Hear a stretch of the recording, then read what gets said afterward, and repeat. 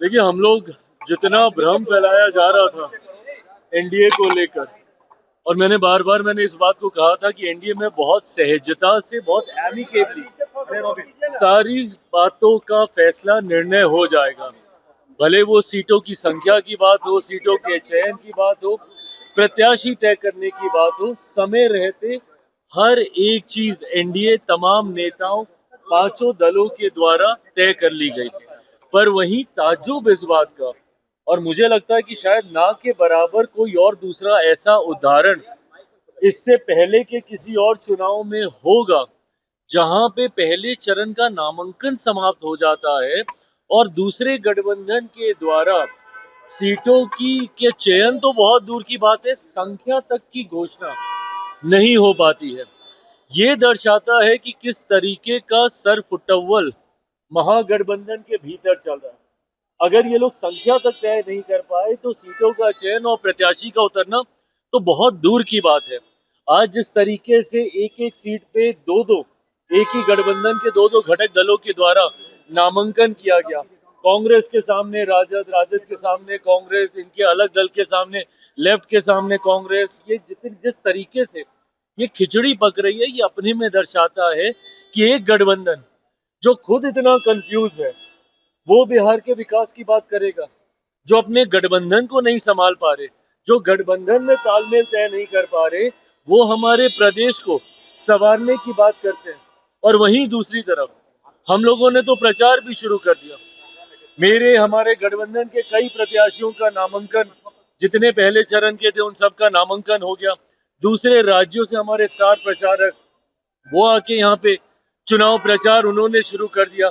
मुख्यमंत्री नीतीश कुमार जी स्वयं, जिनको लेकर महागठबंधन क्या क्या अफवाहें नहीं फैला रहा था, उनके स्वास्थ्य को लेकर, उनके बारे में अलग अलग तरीके की भ्रमित बातें करना, सबसे पहले प्रचार किसी ने शुरू किया तो मुख्यमंत्री नीतीश कुमार जी ने शुरू किया।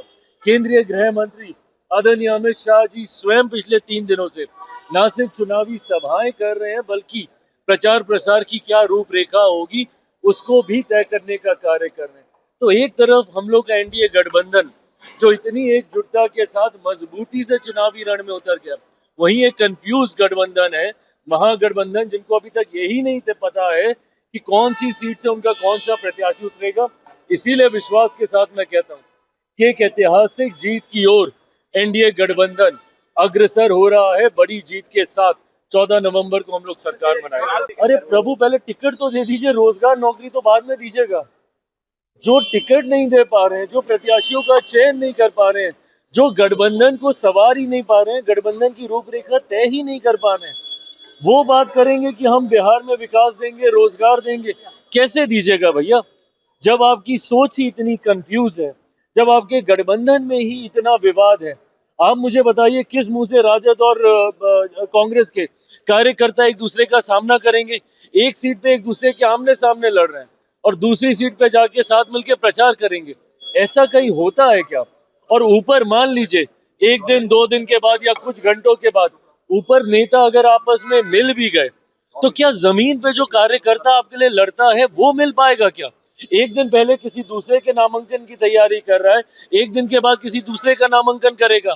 तो नीचे जो खटास पैदा होती है गठबंधन में, ये यकीनन, और वैसे भी जनता भी महागठबंधन पे विश्वास नहीं करती। क्यों? क्योंकि ये लोग एक दूसरे पे खुदे विश्वास नहीं करते। तो इसमें कोई विवाद पैदा नहीं हुआ है। केंद्रीय गृह मंत्री आदरणीय अमित शाह जी ने एक सामान्य प्रक्रिया का जिक्र किया है, and this is how CM का अगर चुनाव होता है उसकी यही प्रक्रिया होती है, इसी तरीके से चुना जाता है। सीएम हो, प्रधानमंत्री हो, विधायक दल के जितने विधायक आपके जीत कर आते हैं वो अपना नेता चुनते हैं। तो इसमें कौन सी नई बात गृह मंत्री जी के द्वारा कही गई? मुख्यमंत्री नीतीश कुमार जी के नेतृत्व में हम लोग चुनाव लड़ रहे हैं। उसके बाद ये प्रक्रिया का हिस्सा है कि जो जीते हुए विधायक हैं, एक दल की तो बात है नहीं, 5 दल एक साथ हैं, तो जितने विधायक जीत कर आएंगे वो स्वयं अपना नेता चुनेंगे। इसमें कौन सी नई बात है? भाई मैं तो कई बार, कितनी बार इस बात को मैं दोहरा चुका हूँ।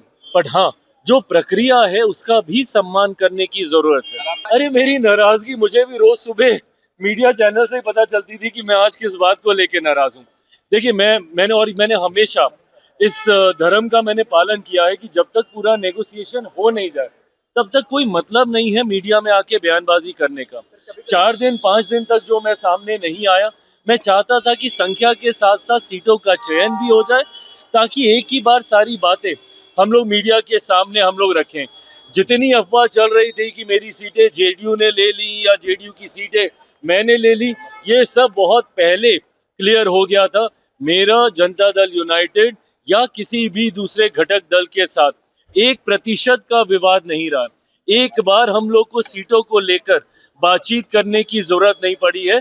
जो सीटें मुझे डे 1 मिली थी, डे 1 से लेकर आज नामांकन तक वही सीटों पे हमारे प्रत्याशी चुनाव लड़ रहे हैं। देखिए, दिवाली सही मायनों में तो हम लोग 14 नवंबर को मनाएंगे, पर हाँ, दिवाली है। दिवाली की पूरे बिहार वासियों को, देशवासियों को ढेर सारी शुभकामनाएं और बधाई। और मैं मानता हूं कि एनडीए की एक बड़ी दिवाली और हम लोग 14 नवंबर को मनाएंगे।